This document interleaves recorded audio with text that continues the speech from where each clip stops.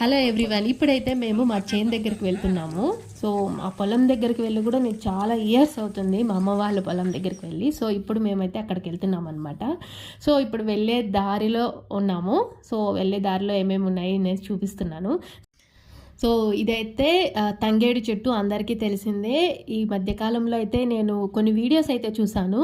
ఈ తంగేడు పూలని టీగా చేసుకొని తాగుతారంట. అండ్ షుగర్ పేషెంట్స్కి చాలా మంచిది అనేసి కూడా విన్నానమాట.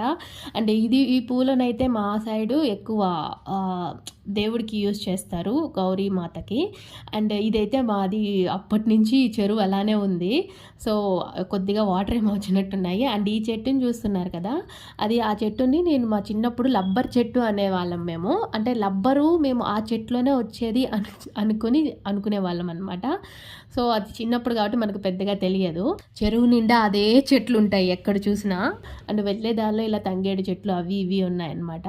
అవి చూసుకుంటూ మా అబ్బాయికి ఎక్స్ప్లెయిన్ చేస్తూ వెళ్తున్నాను, అవి ఆ చెట్లు ఈ చెట్లు అనేసి. అండ్ ఇక్కడ ఒక ఎలక్కాయ చెట్టు ఉండేది.